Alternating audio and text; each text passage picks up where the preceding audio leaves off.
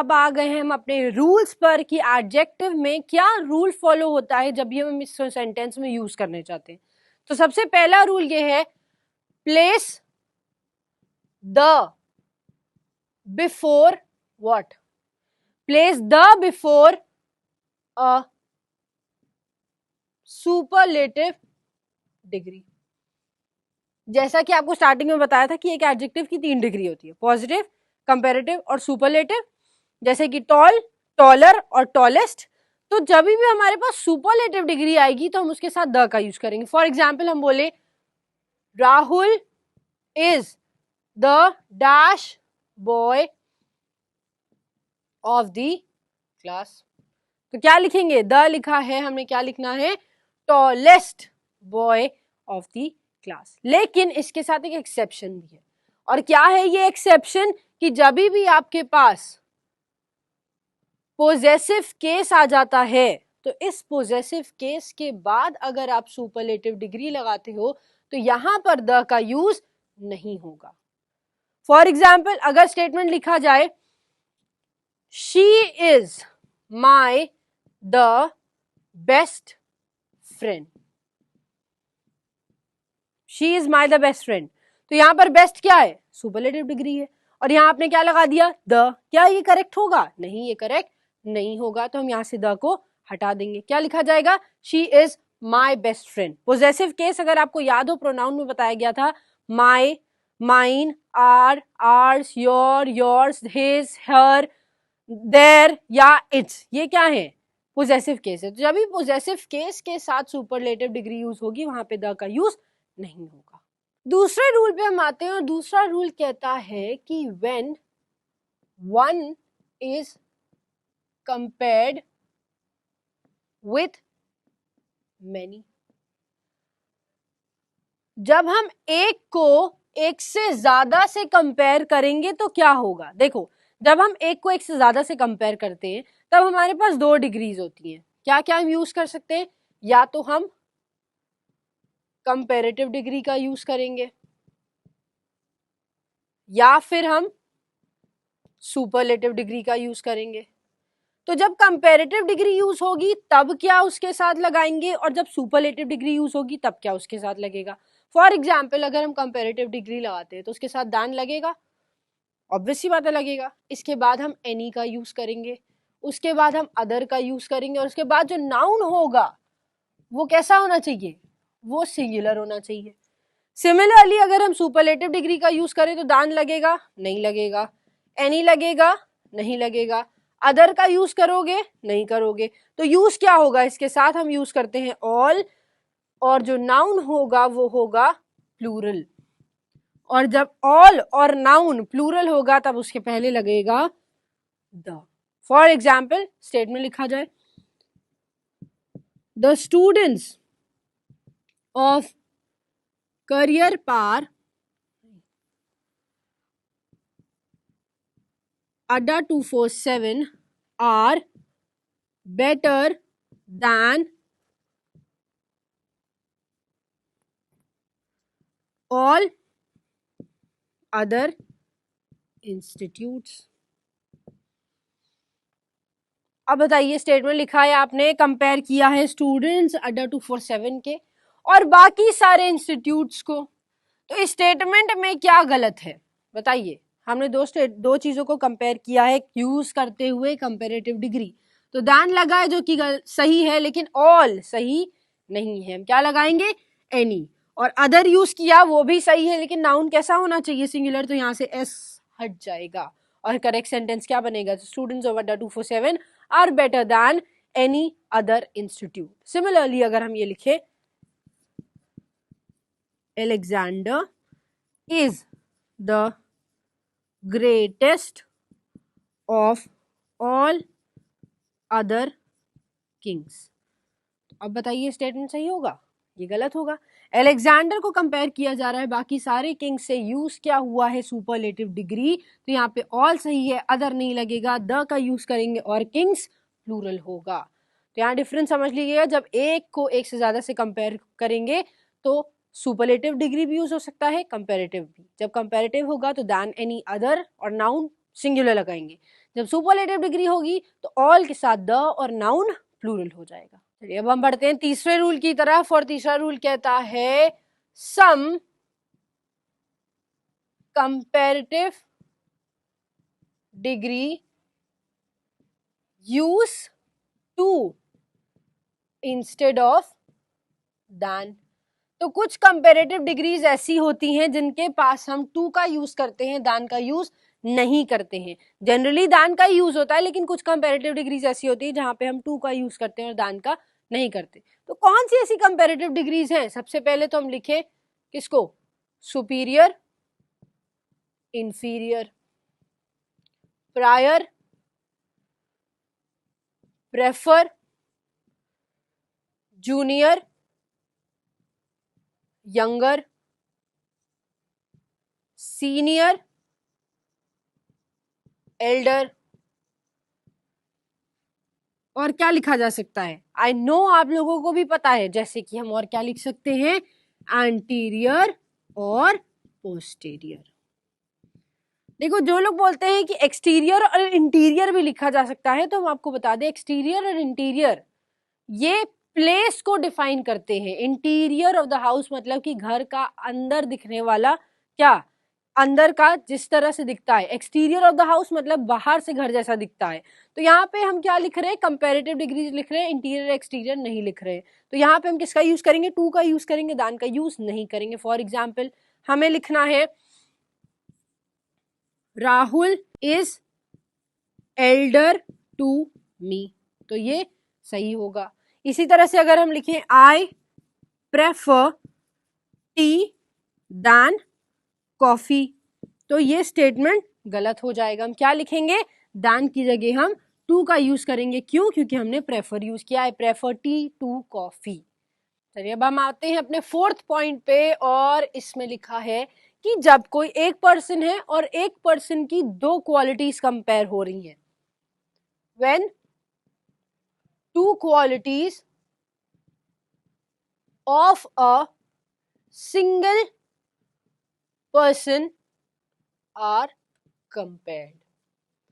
जब एक ही पर्सन की दो क्वालिटीज कंपेयर्ड होती हैं यूजिंग अ कंपैरेटिव डिग्री, तो हमें क्या करना है? सपोज हमने लिख दिया Ramesh is smarter than accurate.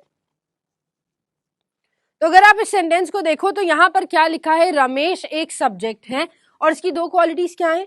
कि वो स्मार्ट भी है और एक्यूरेट भी है, लेकिन सही काम करने से ज्यादा वो स्मार्ट है। तो एक ही पर्सन है और उसकी दो क्वालिटीज कंपेयर हो रही हैं, तो हम क्या करेंगे? Use more instead of ER. तो हम ईआर की जगह मोर का यूज करेंगे उसकी कंपैरेटिव बनाने के लिए। ईआर का मतलब क्या हो गया? Smarter, taller. तो ये ईआर जो डिग्रीज होती है इनको ना यूज करते हुए हम मोर का यूज करेंगे। मतलब हम क्या लिखेंगे? More smart. तो मतलब क्या हुआ? Single subject two qualities. एक सब्जेक्ट है, दो क्वालिटी कंपेयर हो रही हैं। कंपैरेटिव डिग्री मतलब ईआर का यूज किया है तो वो गलत माना जाएगा। आप उसकी जगह क्या यूज करोगे? मोर का यूज करोगे और स्टेटमेंट बनेगा मोर स्मार्ट। अब यहाँ मोर स्मार्टर मत लगा देना। क्यों? क्योंकि दो कंपैरेटिव्स एक साथ यूज नहीं होती हैं। तो अब यहाँ मोर के साथ पॉजिटिव डिग्री लिखेंगे, मोर स्मार्ट दैन एक्यूरेट। ठीक है। अब देखिए जैसे आपने ये देखा कि दो क्वालिटीज एक पर्सन की कंपेयर हुई, दोनों को जब कंपेयर किया तो कंपैरेटिव डिग्री यूज हुई। अब जो हम स्टेटमेंट देखने जा रहे हैं यहां पे भी दो क्वालिटीज कंपेयर होंगी। When two qualities of a single person are compared using what? Superlative degree. तो यहां पे आपने सुपरलेटिव डिग्री का यूज किया है। इन सुपरलेटिव डिग्रीज में से एक तो होगी आपकी मोस्ट के फॉर्म में और दूसरी होगी आपके ईएसटी फॉर्म में। जो हम कह रहे हैं कि दो क्वालिटीज है, दोनों क्वालिटीज सुपरलेटिव डिग्री में है, तो दोनों में से एक मोस्ट के फॉर्म में होगी और एक ईएसटी के फॉर्म में होगी। जैसे कि हमने लिखा Rahul is the most punctual and the smartest man in the office. तो स्टेटमेंट को अगर आप देखेंगे तो राहुल के बारे में दो चीज लिखी गई है, द मोस्ट पंक्चुअल जो कि सुपरलेटिव डिग्री है और स्मार्टेस्ट जो फिर से एक सुपरलेटिव डिग्री है। लेकिन हम क्या करते हैं, यूज ईएसटी बिफोर मोस्ट। जब भी हमारे पास ऐसा एक स्टेटमेंट आएगा जिसमें हमारे पास दोनों सुपरलेटिव डिग्री दी होंगी, तब हम ईएसटी फॉर्म को पहले लिखेंगे और मोस्ट बाद में लिखेंगे, तो उसके अकॉर्डिंग ये स्टेटमेंट गलत हो जाएगा। और सही स्टेटमेंट क्या बनेगा, Rahul is the smartest and the most punctual man in the office. तो कभी भी ऐसा होता है कि दो वर्ड्स आए हैं और दोनों कैसे हैं, सुपरलेटिव डिग्री में, तो ईएसटी फॉर्म को पहले लिख दोगे और मोस्ट की फॉर्म को बाद में। अगर दोनों ईएसटी हैं तो दोनों में से कोई भी पहला लिखा जा सकता है, अगर दोनों मोस्ट हैं तो दोनों में से कोई भी पहला लिख सकते हो। ठीक है, चलिए अब हम आते हैं अपने 6th रूल पर, जो कि है कुछ वर्ड्स ऐसे होते हैं जो नाउन को क्वालिफाई करते हैं, और वो वर्ड्स होते क्या हैं, एडजेक्टिव्स, है ना। अब कुछ एडजेक्टिव्स ऐसे होते हैं जो ना ही सुपरलेटिव डिग्री में यूज होते हैं और ना ही कंपैरेटिव डिग्री में। तो क्या लिखेंगे, सम adjectives neither form comparative degree nor superlative degree। अब क्या आप में से कोई ये बता सकता है कि इस सेंटेंस में क्या एरर है? इस सेंटेंस में अगर आप एरर देखने जाओगे, एक ग्रामेटिकल एरर है। सेंटेंस को पढ़िए, some adjectives neither form comparative degree nor superlative degree. अगर आप इस सेंटेंस को देखो तो क्या लिखा है, कंपैरेटिव डिग्री और superlative degree.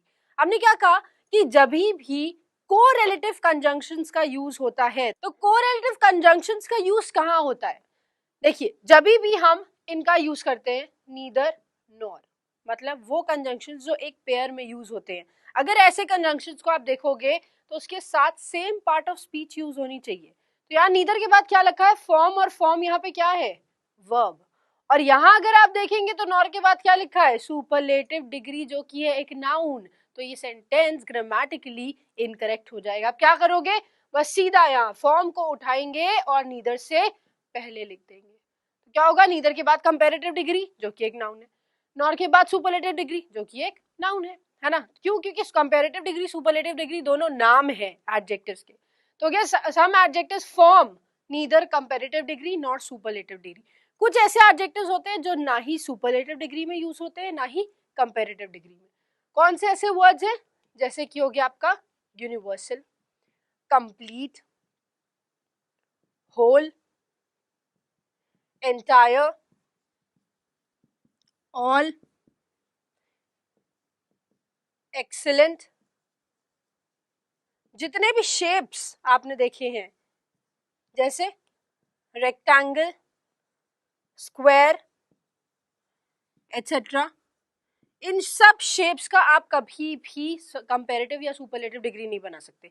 For example, suppose करो हमने एक ये रूम दे दिया आपको और दिया एक ये रूम, क्या आप ये कह सकते हो कि this room is more square than that, या फिर ऐसे कह सकते हैं this room is squarer than that? ऐसा होता है? नहीं होता ना। स्क्वायर मतलब क्या होता है, ऑल साइड्स इक्वल। और यहाँ पर अगर आप इसको देखोगे तो कहीं से भी इसके सारे साइड्स इक्वल लग रहे हैं, नहीं लग रहे ना।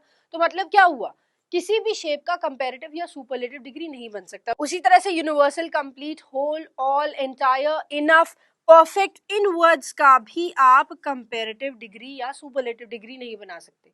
तो हम अगर इनका एक एग्जाम्पल ले और हम लिखे he is the most unique student of the class, तो अब आप ये बता सकते हो यूनिक का मतलब क्या होता है? जल्दी से कोई बताएगा? यूनिक मतलब सब में से अपने जैसा सिर्फ एक। तो जब सिर्फ एक ही है तो क्या उससे किसी को कंपेयर किया जा सकता है या फिर उसको सुपरलेटिव बताया जा सकता है, मतलब वो बहुत अच्छा है? नहीं बता सकते ना। तो उस कंडीशन के अकॉर्डिंग ये सेंटेंस क्या हो जाएगा, गलत हो जाएगा। अगर इस सेंटेंस को सही करना है तो हम क्या करेंगे, यहाँ से द मोस्ट को रिमूव कर देंगे और इंस्टेड ऑफ दिस हम क्या लगा सकते हैं, he is a unique student of the class. तो कभी भी इनमें से कोई भी वर्ड आपको किसी सेंटेंस में मिलता है, यूनिक भी इनमें से एक वर्ड है, अगर ऐसा कोई भी सेंटेंस आपको मिलता है तो आप उनके साथ कभी भी सुपरलेटिव डिग्री या कंपैरेटिव डिग्री फॉर्म नहीं करोगे। अब आते हैं हम अपने 7th रूल पे, जो कि लिखा है कि अगर कभी सेंटेंस में ऐसा होता है कि आपको ऑफ द लिखा है और उसके बाद आपको दे दी गई है क्या, एक सुपरलेटिव डिग्री, इसके बाद आपको यूज किया गया है नाउन, तो ये जो नाउन है वो हमेशा प्लूरल फॉर्म में होना चाहिए। अब हम आपको बताएं क्यों। देखिए, जब ऑफ द लिखा होता है तो ऑफ द हमेशा कहता है ये ढेर सारी चीजें दी हैं और उसमें से किसी एक को सिलेक्ट करना है, जैसे वन ऑफ द बेस्ट, तो मतलब क्या हुआ, जितने भी अच्छे हैं उन सब में से कोई एक, है ना।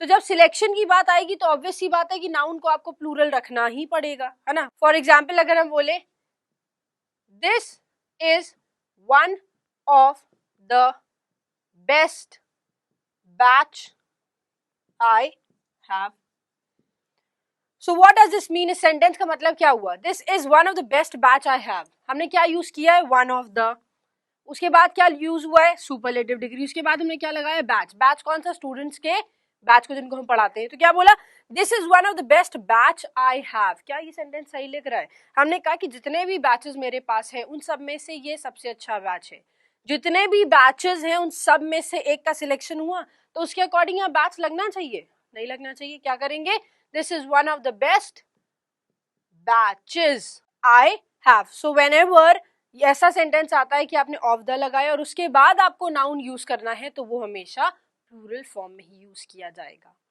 अब हम आते हैं अपने 8th रूल पे, जिसमें लिखा है कि कहीं अगर काइंड ऑफ और सॉर्ट ऑफ लिखा होगा तो इसके बाद आप नाउन तो यूज कर सकते हो, सिंगुलर या फिर प्लूरल, दोनों तरह से, लेकिन कभी भी ये वर्ड्स प्लूरल फॉर्म में यूज नहीं होंगे, never used in plural form.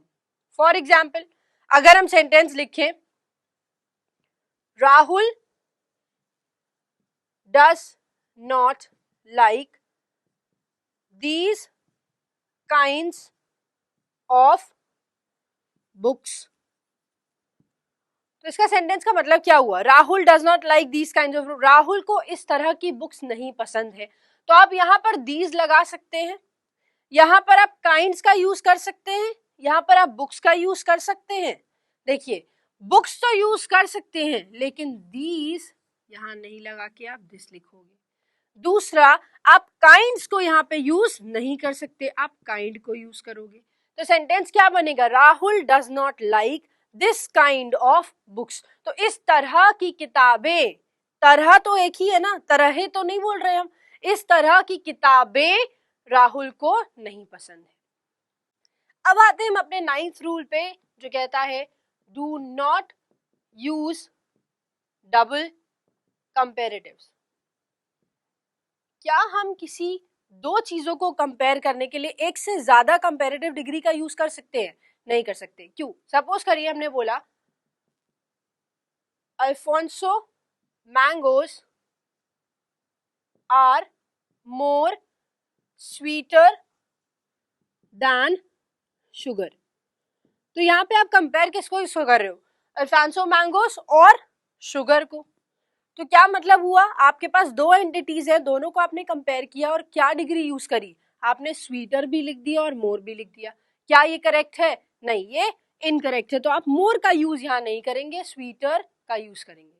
मोर कहाँ लगाओगे, सपोज हमने बोला Alia is more beautifuller than Katrina,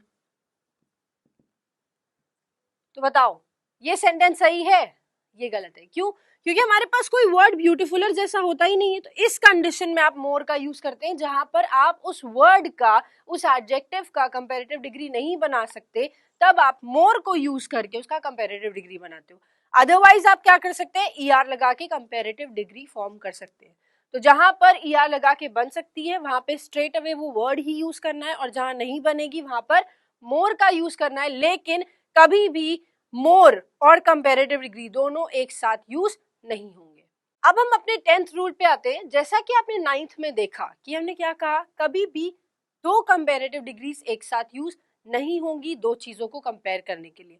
लेकिन जब कंडीशन आती है कि एक ही चीज में लगातार इंक्रीमेंट हो रहा है या फिर लगातार डिक्रीमेंट हो रहा है, लगातार कोई चीज अच्छी होती चली जा रही है, लगातार कोई चीज बुरी होती चली जा रही है, तो जब भी किसी चीज में रेगुलरिटी देखी जाएगी उस कंडीशन में आप दो बार कंपैरेटिव डिग्री को यूज कर सकते हो। क्या होगा, use double comparative for a single entity to show progression और रिग्रेशन। क्या करेंगे, अगर कभी भी आपको प्रोग्रेशन या रिग्रेशन दिखाना है, कोई चीज लगातार बढ़ रही है या फिर लगातार कम हो रही है, उस कंडीशन में आप क्या यूज कर सकते हो, दो बार कंपैरेटिव डिग्री यूज कर सकते हो। फॉर एग्जाम्पल हम सेंटेंस ले, the weather became hot and hot. अब इस सेंटेंस को अगर आप देखोगे तो क्या लिखा है, हमने बात किसी कर रहे हैं, वेदर की, मतलब हमारे पास कितनी एंटिटी है, सिंगल एंटिटी है, और हम क्या कह रहे हैं, बिकेम हॉट एंड हॉट, मतलब कोई एक चीज, वेदर सिर्फ एक ही चीज है, लगातार गर्मी बढ़ती चली जा रही है, तो ये प्रोग्रेशन दिखा रहा है। तो इस कंडीशन में हम क्या करेंगे, हॉट नहीं लिखेंगे, हॉटर एंड हॉटर लिखेंगे। अब ऐसी कंडीशन हम क्यों लेते हैं ये भी हम आपको बता दें। सपोज करो हम फर्स्ट, सेकंड, थर्ड और फोर्थ इन 4 दिन का टेम्परेचर लेते हैं। फर्स्ट को था 29, सेकंड को था 30 डिग्री, थर्ड को था 35 डिग्री और फोर्थ को था 37 डिग्री। आपको कैसे पता चला कि हॉटर से हॉटर होता चला जा रहा है? आपने फर्स्ट को सेकंड से कंपेयर किया, तो जब एक बार कंपेयर कर लेते हो तो तुम्हारे पास क्या आ जाता है, कंपेरेटिव डिग्री आ जाती है ना। First, the weather of first was hotter than the weather of second। इसका मतलब क्या हो गया कि आपने दो चीजों को कंपेयर किया और हॉटर का यूज कर लिया, आपके पास कंपेरेटिव डिग्री आ गई। अब फिर आपने सेकंड को थर्ड से कंपेयर किया, तो आपके पास ऑलरेडी कंपेरेटिव डिग्री थी, फिर से आपके पास क्या आ गई, कंपेरेटिव डिग्री। अगेन आपने थर्ड को फोर्थ से कंपेयर किया और फिर आपके पास क्या आ गई, कंपेरेटिव डिग्री। तो अल्टीमेटली आप एक्चुअल में कंपेयर किसको कर रहे हो, कंपैरेटिव डिग्री से कंपैरेटिव डिग्री को कंपेयर कर रहे हैं। क्यों, क्योंकि वो सिंगल एंटिटी के लिए ही यूज हो रही है, एक वेदर के लिए यूज हो रही है, वेदर ही गर्मी बढ़ती चली जा रही है, तो उसी कंडीशन में हम क्या यूज करते हैं, दो बार कंपैरेटिव डिग्रीज का यूज कर सकते हैं। फॉर एग्जाम्पल हम बोले you became more and more intelligent. जब आपको पढ़ना नहीं आता था, जब आपको लिखना नहीं आता था, जब आपको चीजें समझना नहीं आता था, तब क्या आप ये बोल सकते थे कि आप बहुत इंटेलिजेंट हो? नहीं बोल सकते थे ना। लेकिन आप हर दिन कुछ नया सीखते हो तो आप क्या करते हैं, you became more and more intelligent. तो आप क्या कर रहे हैं, लगातार आपके इंटेलिजेंस में कुछ ना कुछ ऐड होता चला जा रहा है, इसलिए हमने क्या लिखा है, मोर के साथ मोर का यूज किया है। लेकिन यूज किसके लिए हुआ है, सिंगल एंटिटी के लिए ही हुआ है, इंटेलिजेंट के लिए ही हुआ है। तो जब सिंगल एंटिटी का प्रोग्रेशन लगातार बढ़ना या लगातार कम होना दिखाना होता है, उस कंडीशन में हम दो बार कंपैरेटिव डिग्रीज का यूज कर सकते हैं। अब हम आते हैं अपने 11th रूल पे, जो कि बात करता है डिग्री ऑफ कंपैरिजन की। इस रूल को थोड़ा ठीक से पढ़ेंगे। देखिए, डिग्री ऑफ कंपैरिजन जब भी आप करने जाते हो तो आपके पास दो सब्जेक्ट होना जरूरी है, फर्स्ट सब्जेक्ट और सेकेंड सब्जेक्ट।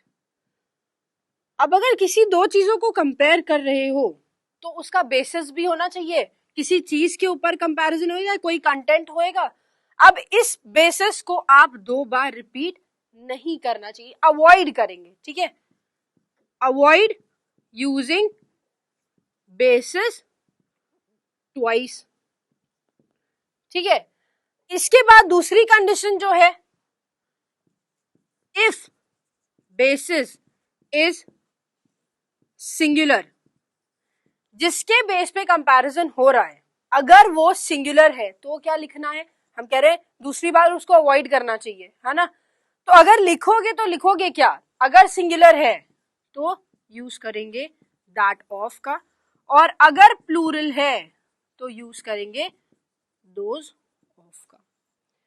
क्या मतलब हुआ, समझ में आया? नहीं समझ में आया? क्यों? क्योंकि कभी बिना एग्जाम्पल के कभी समझ में भी नहीं आता है। तो आइए हम देखते हैं इसके एग्जाम्पल। तो पहला एग्जाम्पल है the climate of Delhi is better than Lucknow, जो कि जिंदगी का सबसे बड़ा झूठ है। दिल्ली का क्लाइमेट लखनऊ से बेटर हो नहीं सकता। देखो यहाँ पे हमने क्या कंपेयर किया है, द क्लाइमेट ऑफ दिल्ली, और दूसरी तरफ कंपैरिजन क्या है, लखनऊ। क्या ये कंपैरिजन आपको सही लग रहा है? गलत है। क्यों गलत है? यहाँ पे आपने बोला क्लाइमेट ऑफ दिल्ली, और यहाँ पर आपने क्लाइमेट बताया है, कहीं लखनऊ की क्लाइमेट की बात कर रहे हो? नहीं। लेकिन यहाँ पे हम क्या कंपेयर कर रहे हैं, दिल्ली के क्लाइमेट से लखनऊ सिटी को कंपेयर कर रहे हैं। तो इस सेंटेंस का कंपैरिजन ही गलत हो गया। अगर इसको सही करना है तो हमने क्या कहा था, क्या हम क्लाइमेट दोबारा लिख दे, बेसिस को रिपीट करना है? नहीं करेंगे, अवॉइड करना है। तो क्या करेंगे, the climate of Delhi is better than dash, क्या होगा, सिंगुलर है तो क्या लगा दोगे, दैट ऑफ लखनऊ। यहां पर ये मतलब बताएगा कि आप यहाँ के क्लाइमेट और यहाँ के क्लाइमेट के बीच में कंपैरिजन कर रहे हैं। सिमिलरली अगर एक प्लूरल का एग्जांपल लें, हम बोले the students of this video are better than the students of other videos. अब बताइए, ये स्टेटमेंट लिखा है the students of this video are better than the students of other videos. आप क्या कंपेयर कर रहे हो, एक जगह के स्टूडेंट्स को दूसरी जगह के स्टूडेंट्स से कंपेयर कर रहे हैं, है ना। आपको एक रूल पढ़ाया गया था कि जब भी कंपेयर करेंगे वन विथ मेनी, मतलब एक जगह की ज्यादा जगह से जब कंपैरिजन होगी तब क्या होगा, कंपेरेटिव डिग्री के बाद दान आना चाहिए, एनी आना चाहिए, अदर आना चाहिए, नाउन जो यूज होगा वो सिंगुलर होना चाहिए। आपने किया क्या है, दान the students of other videos, जो कि गलत हो जाएगा। क्या करेंगे, यहाँ पे सिर्फ हम वीडियो यूज करेंगे इंस्टेड ऑफ राइटिंग वीडियोस। अब इस सेंटेंस को सही कैसे करोगे, हमने क्या था कि बेसिस को कंपेयर करेंगे, लेकिन बेसिस रिपीट नहीं होना चाहिए, दो बार नहीं लिखना चाहिए। तो यहाँ पे स्टूडेंट्स तो प्लूरल है, तो स्टूडेंट्स का अगर रेपिटेशन नहीं होगा तो क्या होगा, प्लूरल में स्टूडेंट्स की जगह क्या आ जाएगा, दोज। तो स्टेटमेंट सही क्या बनेगा, the students of this video are better than those of other video.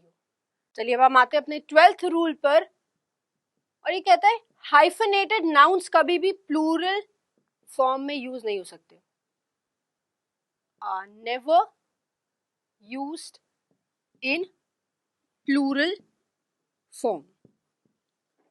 Hyphenated nouns का मतलब क्या होता है, जहां पर आप एक नाउन भी लिखोगे और नाउन के साथ कोई न्यूमरल वैल्यू भी लिखोगे, या फिर उसको डिफाइन करने वाला कोई ऐसा वर्ड भी लिखोगे, ठीक है। फॉर एग्जाम्पल हम बोले I gave him 5-10 rupees note, I gave him 5-10 rupees note. तो यहाँ पे नाउन क्या है बता सकते हैं, रुपीज, राइट, करेंसी है। रुपीज कितने थे, 10 थे। तो जब भी हाइफनेटेड नाउन आ जाएगा, मतलब आपने नाउन के साथ कोई न्यूमरल लगा दिया, न्यूमेरिकल एडजेक्टिव हो गया, तब आप इसको प्लूरल फॉर्म में यूज नहीं कर सकते। करेक्ट सेंटेंस क्या बनेगा, I gave him 5-10 rupee note. Next rule है पोजेसिव एडजेक्टिव से रिलेटेड। देखिए प्रोनाउंस पढ़ाते टाइम में हमने बताया था कि कुछ पोजेसिव एडजेक्टिव्स होते हैं और जब भी उनको यूज किया जाएगा तो उनका प्लेसमेंट हमेशा अपने पोजेशन को डिफाइन करने के लिए होता है, ओनरशिप को, बिलोंगिंगनेस को, अधिकार दिखाने के लिए यूज होता है, ठीक है। तो पोजेसिव एडजेक्टिव्स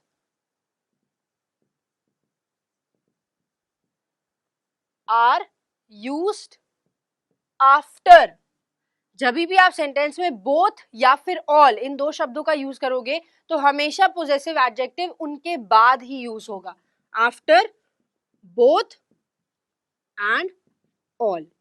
तो अगर सेंटेंस में कभी भी बोथ या ऑल का यूज करते हो तो पोजेसिव एडजेक्टिव उसके बाद यूज होगा। फॉर एग्जाम्पल हम बोले both of brother have failed. अब बताओ, both of brother have failed, क्या ये सेंटेंस करेक्ट है? नहीं है, क्योंकि यहाँ पे पोजेशन का केस ही नहीं आ रहा है। तो क्या करेंगे? Both of his brother have failed. अब बताइए ये सेंटेंस सही है? अभी भी ये सेंटेंस गलत है। क्यों? क्योंकि जब बोथ लगाते हो तो नाउन जो है वो प्लूरल होना चाहिए। क्या होगा?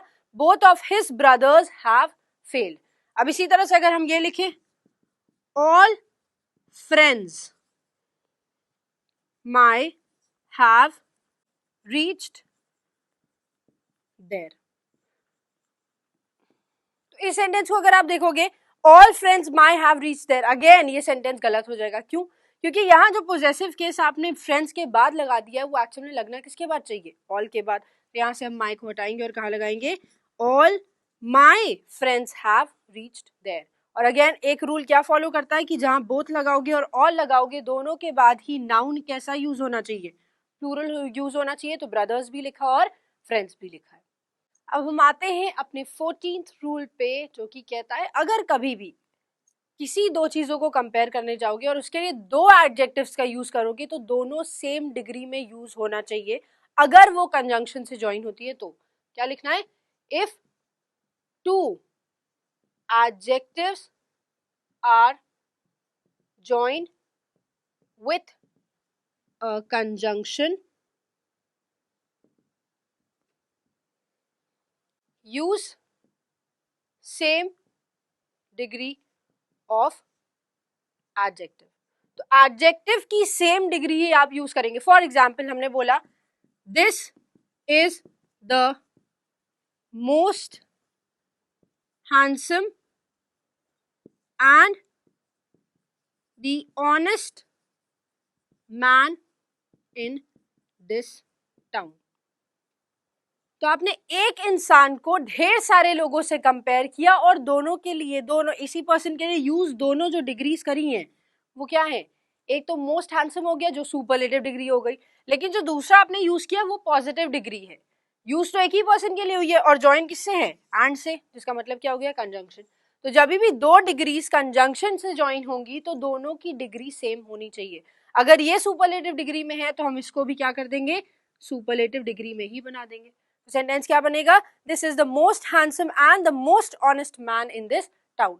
सिमिलरली अगर हम एक और एग्जाम्पल लें, my house is better and big than yours. तो इस स्टेटमेंट में क्या मतलब निकलेगा? मतलब आप किसी एक के घर को दूसरे के घर से कंपेयर कर रहे हो और दो चीजें यूज करी गई हैं कि बेटर भी है और बिग भी है। अगेन ये कंजंक्शन से ज्वाइंट है, तो यहाँ अगर बेटर लगा दिया है, कंपेरेटिव डिग्री लगा दी है, तो ये भी क्या होना चाहिए? बिगर होना चाहिए। तो स्टेटमेंट क्या बनेगा? माई house is better and bigger than yours. तो कभी भी अगर किसी दो चीजों को कंपेयर करोगे, दोनों में से दो कंपेरेटिव डिग्री या दो सुपरलेटिव डिग्री का यूज होना है तो दोनों सेम डिग्री में होंगी, एक पॉजिटिव एक कंपेरेटिव एक सुपरलेटिव डिग्री, ऐसा नहीं हो सकता। तो बात है हम अपने लास्ट रूल पर, जो कि ये कहता है अगर हमारे पास दो चीजें दी हैं और दोनों में से आपको कंपेयर करके एक अच्छा निकालना है, एक बेस्ट निकालना है, तो उस कंडीशन में आप कंपेरेटिव डिग्री का यूज करोगे। When one is selected from two use comparative degree. For example हमने लिखा this is the best of the two. तो टू की कंडीशन में कभी भी आप बेस्ट का यूज नहीं करते हो। वाई? बिकॉज बेस्ट हमेशा वहां यूज होता है जहां पे दो से ज्यादा की बात होती है।